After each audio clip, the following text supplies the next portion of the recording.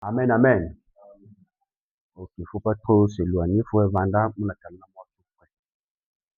Donc, ce matin, nous allons commencer encore avec le thème qu'on développe avec vous.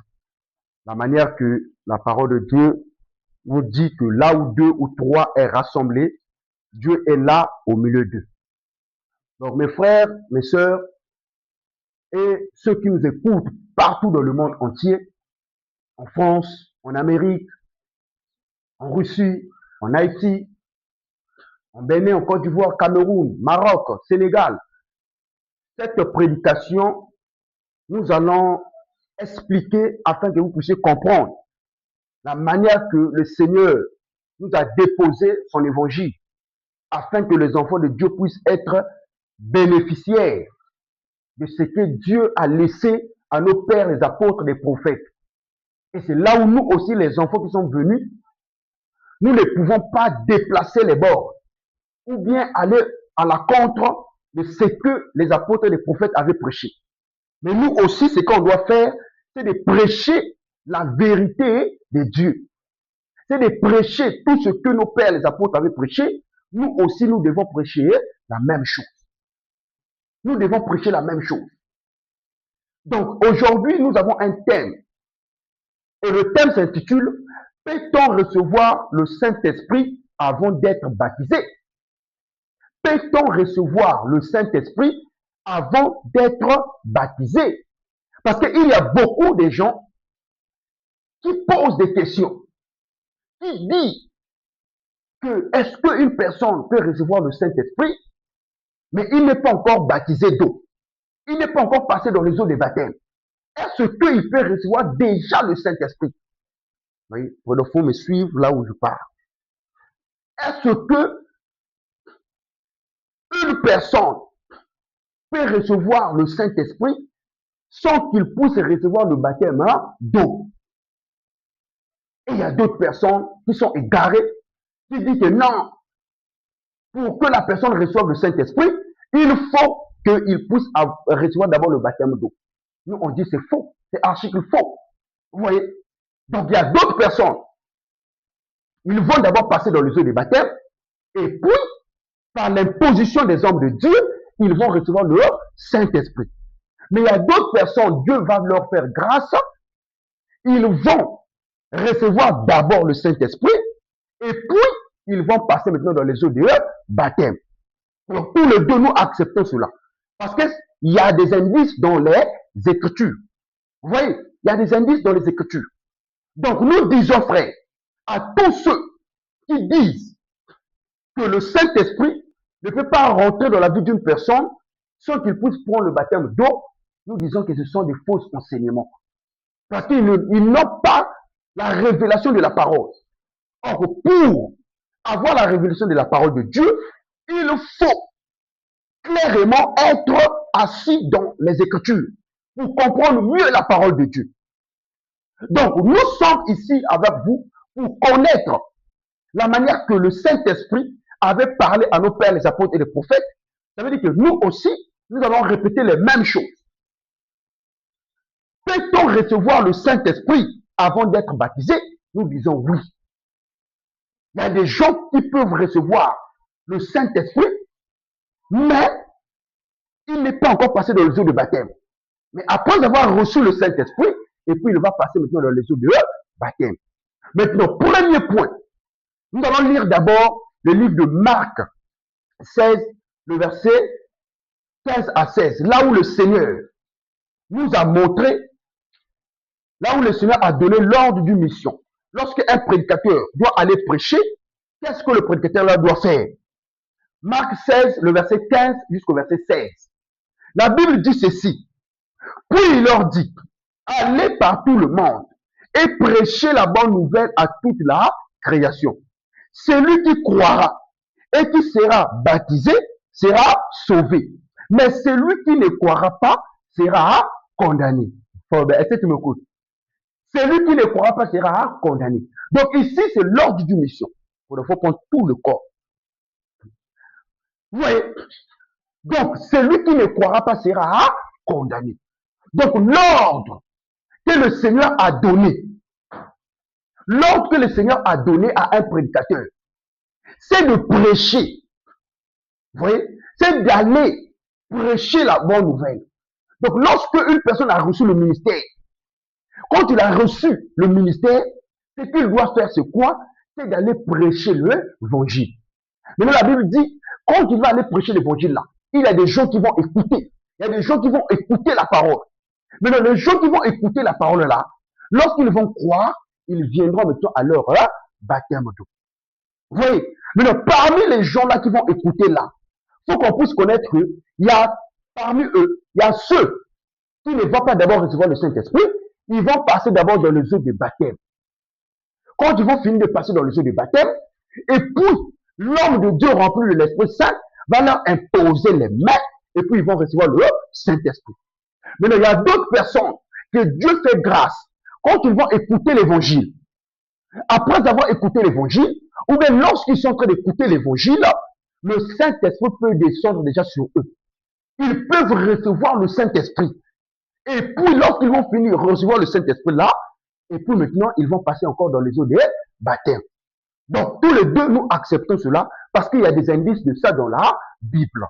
Donc, il y a d'autres religieux, des faux pasteurs de ce monde, des faux prophètes de ce monde qui égarent les enfants de Dieu en disant que pour recevoir le Saint-Esprit, forcément, la personne doit être d'abord baptisée. Donc, c'est faux. Il y a d'autres personnes qui peuvent recevoir le Saint-Esprit et puis ils passent dans les eaux de baptême. Donc, nous allons voir 2 points avec vous ce matin. Les 2 points, nous allons voir, excusez-moi, ce matin avec vous,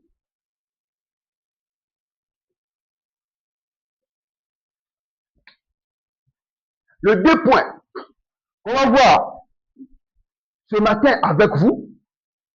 Le premier point, nous allons voir d'abord les catégories des gens qui avaient reçu le Saint-Esprit, qui avaient reçu d'abord le baptême d'eau et ensuite ils ont reçu le Saint-Esprit par l'imposition des mains des hommes de Dieu.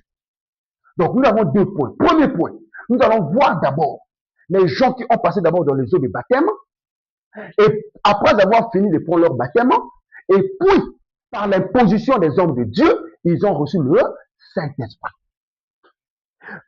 Nous lisons dans le livre de Actes. Nous lisons dans le livre de Actes 8, Actes, le chapitre 8, le verset 9 jusqu'au verset 17. Nous allons voir les gens qui ont reçu d'abord le baptême d'eau et puis ils ont reçu le Saint-Esprit. Souvenez-vous qu'aujourd'hui, c'est l'enseignement. Moi, je vous dis toujours que nous sommes une assemblée qui va être bien enseignée pour comprendre les Écritures. Et là, Satan ne peut jamais nous trahir ou bien nous duper. Vous voyez? Parce qu'on a la connaissance. Donc, la Bible dit dans Osée 4, le verset 6, que mon peuple est détruit parce qu'il manque de la connaissance. C'est pour ça que vous voyez dans leur fausse assemblée là, un pasteur qui va prendre le coca. Ah, vraiment, pitié. Que le Seigneur nous aide. Frère, j'ai vu ça. Un pasteur a pris une bouteille de coca. Il appelle les fidèles. Venez, je vais vous purifier. Je vais vous sanctifier. Le maman arrive bien habillé. Il prend le coca là, il renverse sur les gens. Il le renverse sur eux. Le coca là. Et les gens se lavent avec le coca. Eh, nous sommes purs. Eh, les péchés sont en train de quitter. Les malédictions sont en train de quitter. Ça là, c'est quoi? Parce qu'ils n'ont pas la connaissance de la parole. Qui avait fait ça dans la Bible? Quel certain de Dieu avait fait ça dans la Bible? En prenant le coca, ou bien en prenant l'alcool, ou le vin, ou bien le jus, pour renverser dans les fidèles, afin que les fidèles puissent être purifiés, ou bien ne puissent pas avoir la malédiction de la vie. Ça là, c'est les pratiques sataniques, les pratiques démoniaques. C'est pour cela, nous, on ne peut pas accepter les choses là. C'est pour cela que nous sommes là, pour être enseignés, afin que nous puissions être accrochés à la parole du Seigneur. Donc, nous lisons d'abord. Là où on va voir les catégories de personnes qui ont reçu d'abord le baptême d'eau et puis ils ont reçu le Saint-Esprit. Nous sommes dans Acte 8, le verset 9 jusqu'au verset 17. La Bible dit ceci. Il y avait auparavant dans la ville un homme nommé Simon qui se donnant pour un personnage important exerçait la magie. Quand je lis, tu peux venir. Exerçait la magie et provoquait le tonnement du peuple de la Samarie. Tous, depuis le plus petit jusqu'au plus grand, l'écoutaient attentivement et disaient, celui-ci est la puissance de Dieu, celle qui s'appelle la grande. Ils l'écoutaient attentivement parce qu'il les avait longtemps étonnés par ses actes de magie. Mais quand ils eurent cru à Philippe, qui leur annonçait la bonne nouvelle du royaume de Dieu et du nom du Seigneur Jésus-Christ, hommes et femmes se firent baptiser. Hommes et femmes se firent baptiser. Simon lui-même crut et après avoir été baptisé, il ne quittait plus Philippe et il voyait avec étonnement les miracles et les grands prodiges qui s'opéraient. Donc ici, vous voyez que lorsque Philippe est parti dans la ville de Samarie, il y avait des gens qui étaient là, n'étaient pas encore baptisés et aucune personne là-bas avait reçu le Saint-Esprit. Et lorsque l'apôtre Jean arrive là-bas, lorsque l'évangéliste Jean arrive là-bas, lorsque l'homme de Dieu Jean arrive là-bas, la Bible dit que Jean a prêché la bonne nouvelle. Lorsque les gens-là ont cru à la parole de Dieu, qu'est-ce qu'ils ont fait? Jean a baptisé les personnes-là. L'apôtre Jean a baptisé les gens-là.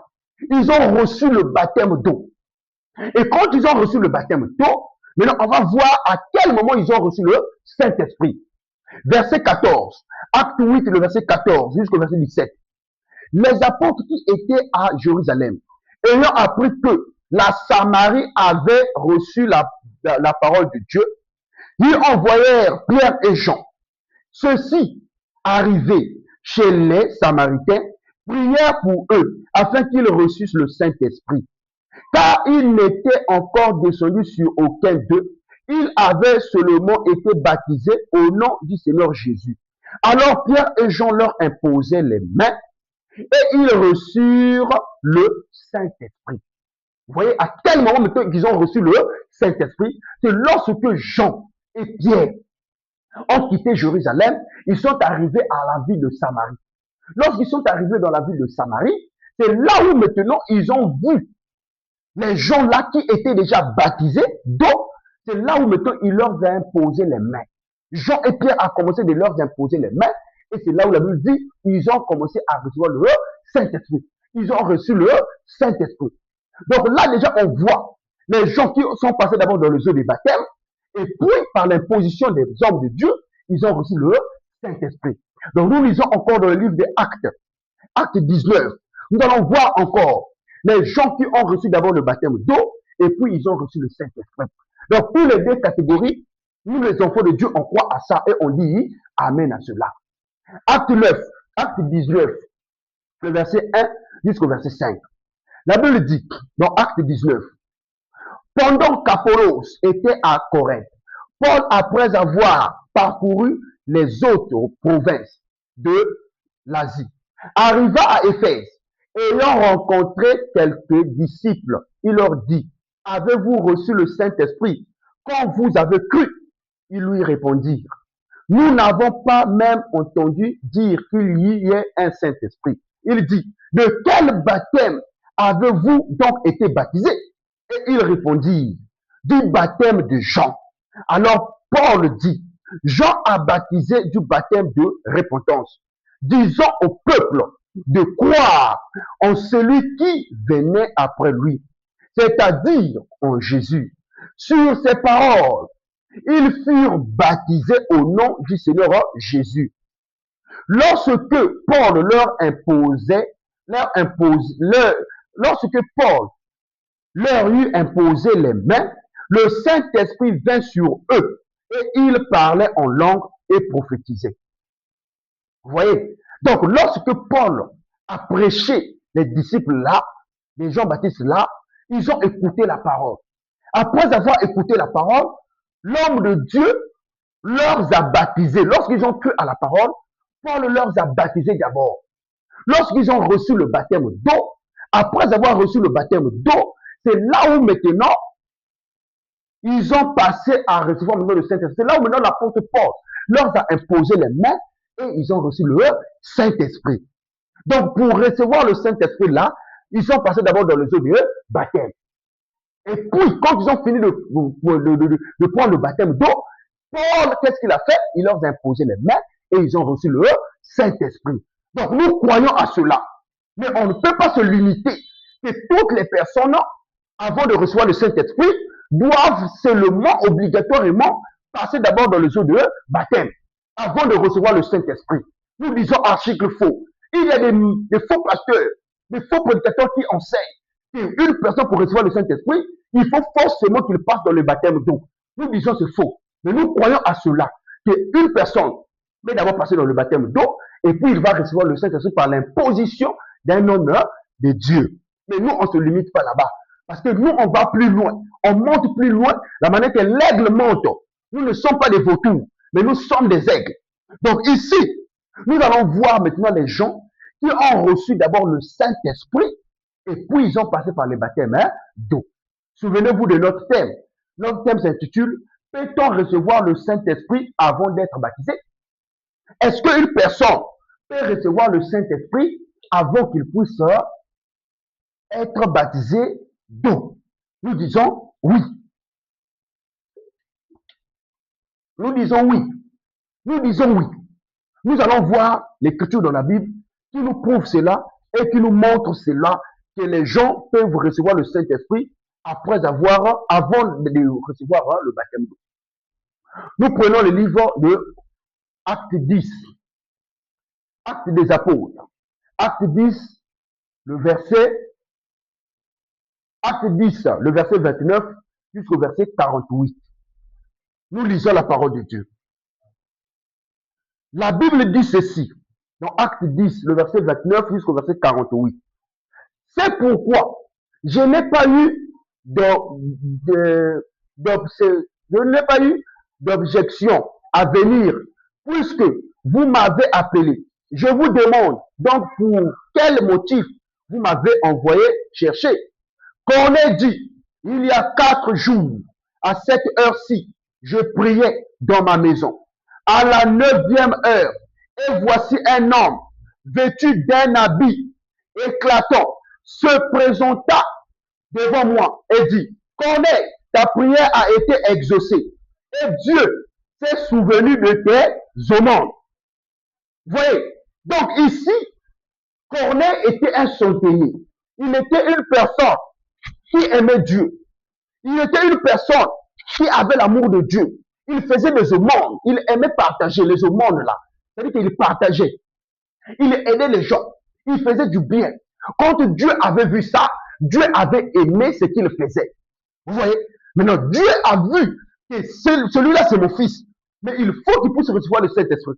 Il faut qu'il soit baptisé. Qu'est-ce que je dois faire?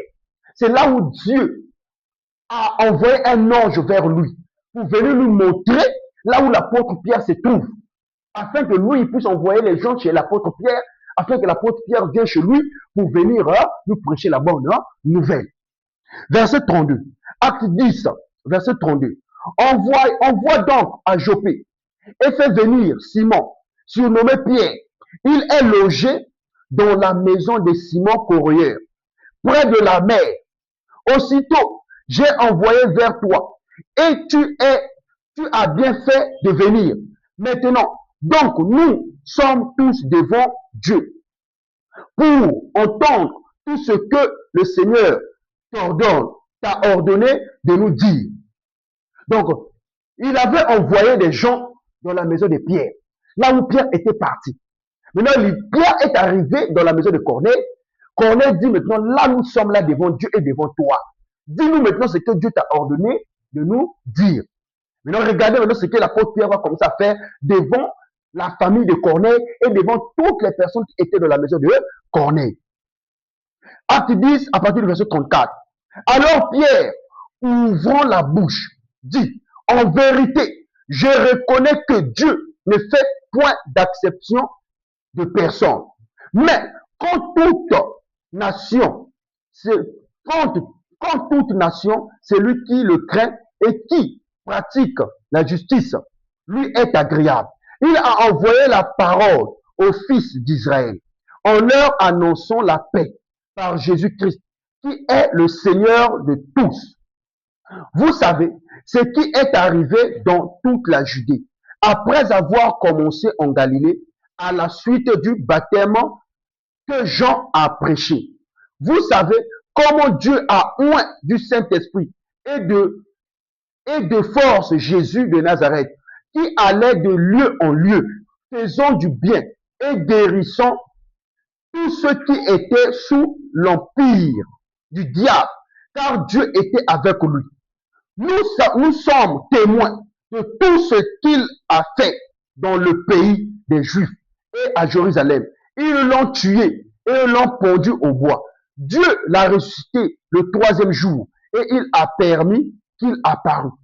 Donc ici, l'apôtre Pierre était en train maintenant de leur prêcher la bonne nouvelle, était en train de montrer la vérité de la parole de Dieu, était en train de montrer qui était Jésus, était en train de leur prêcher. Donc tous étaient là en train d'écouter. Donc c'était des gens qui n'étaient pas encore baptisés, c'était des gens qui n'avaient pas encore reçu le Saint-Esprit. Mais tous étaient là quand Pierre prêchait la parole de Dieu. Maintenant, regardez, Acte 10, 41. Non, non à tous, le peuple, non à tout le peuple, mais aux témoins choisis d'avance par Dieu, à nous qui avons mangé et bu avec lui, après qu'il fut ressuscité des morts. Et Jésus nous a ordonné de prêcher au peuple et d'attester que c'est lui qui a été établi par Dieu, juge des vivants et des morts.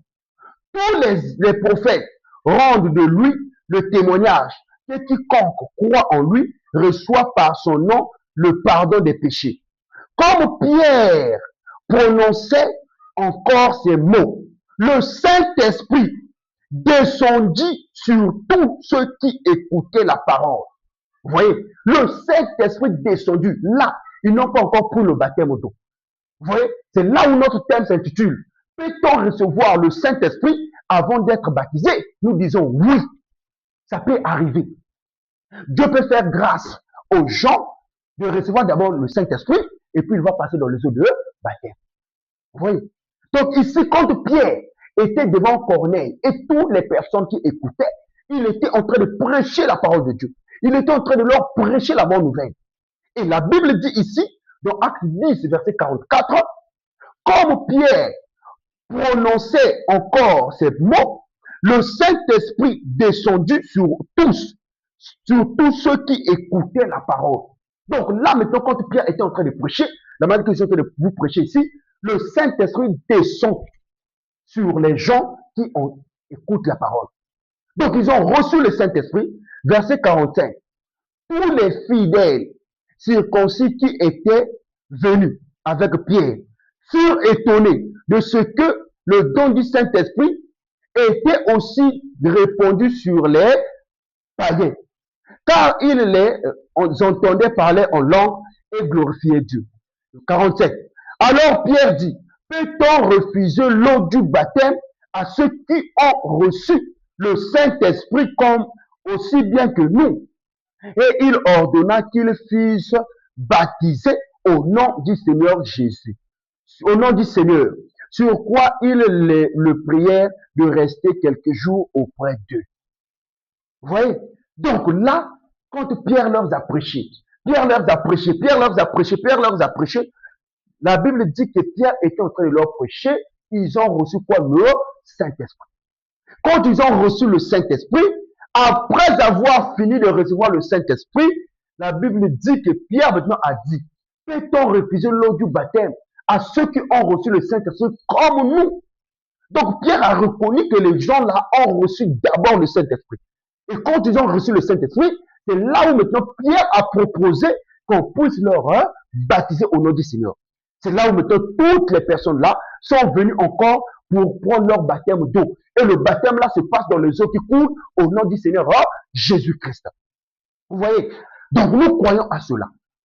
Nous croyons Une personne peut recevoir d'abord le baptême et puis, par l'imposition de l'homme de Dieu, il reçoit le Saint-Esprit.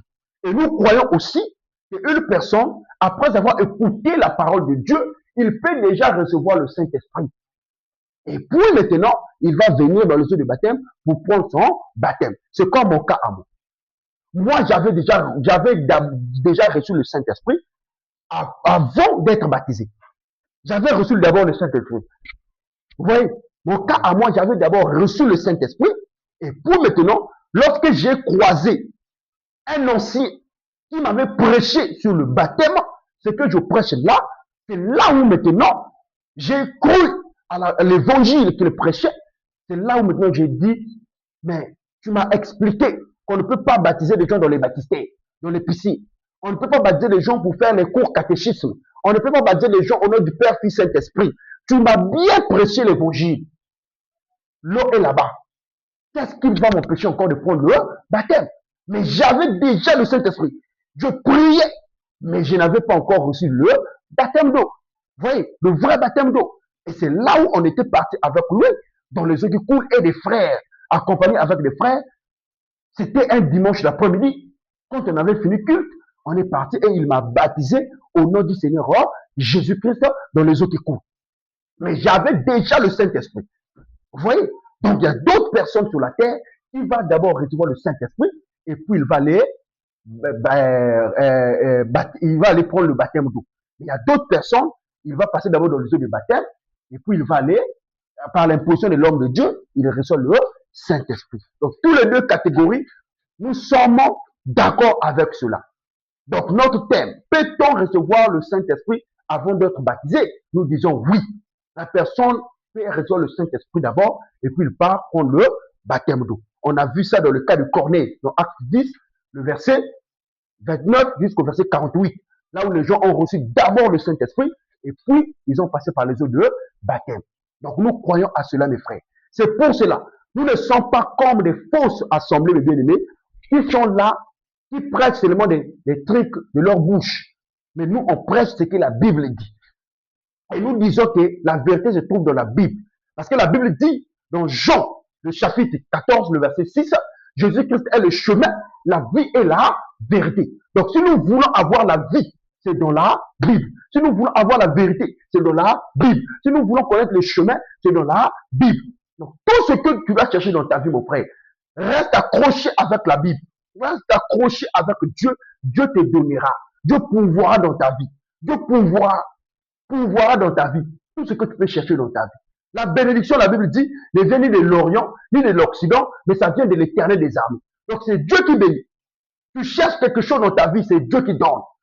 Vous voyez, c'est Dieu qui bénit. Souvenez-vous de ce qu'il avait fait avec Abraham. Abraham avec Sarah. À quel âge que Sarah avait mis au monde?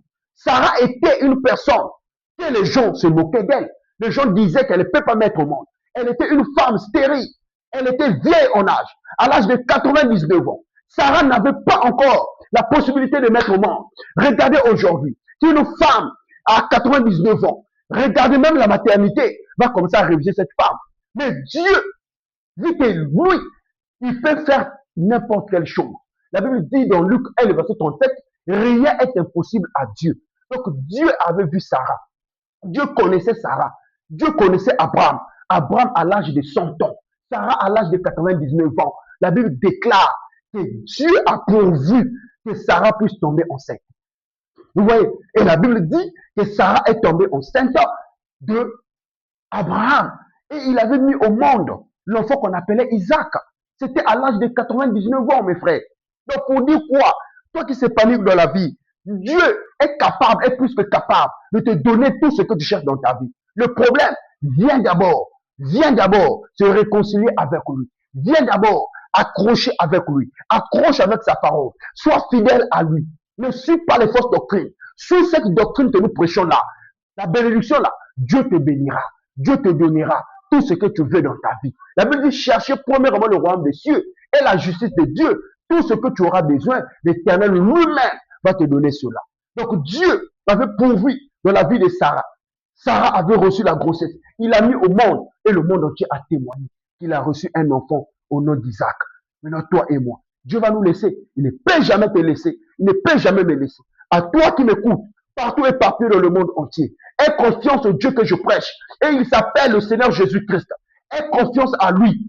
Il te donnera tout ce que tu veux. Il n'y a pas un Dieu qui dépasse le Seigneur Jésus. C'est lui qui a créé toutes choses. C'est le Seigneur Jésus qui est le créateur du monde entier. C'est lui qui a créé toutes choses. C'est lui qui a créé la mer, les cieux, les eaux, les hommes, les animaux. C'est le Seigneur Jésus-Christ qui a créé. C'est lui le Dieu créateur. Donc, mon frère, pour que tu puisses avoir la vie éternelle, accroche-toi au Seigneur Jésus-Christ. Accroche-toi à lui. Tu auras tout ce que tu cherches dans ta vie. C'est ça que je voulais vous annoncer ce matin. Notre Dieu béni. Notre Dieu n'est pas un Dieu de pauvreté. Notre Dieu n'est pas un Dieu de saleté. Mais notre Dieu, c'est un Dieu qui bénit, qui pourvoit à tous les moyens. Donc, c'est à toi de accrocher. Lorsque Dieu t'a choisi là, accroche-toi maintenant à sa parole. Parce que la Bible dit, dans Jean 14, le verset 15, Jésus dit, si vous m'aimez, gardez mes commandements. Donc, il faut que vous puissiez commencer maintenant à garder la parole de Dieu, à garder toute la parole de Dieu de Genèse à l'Apocalypse. Donc, c'était votre humble évangéliste Restiba.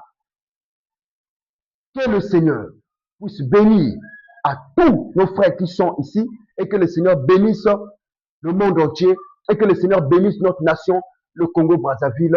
Shalom à tous.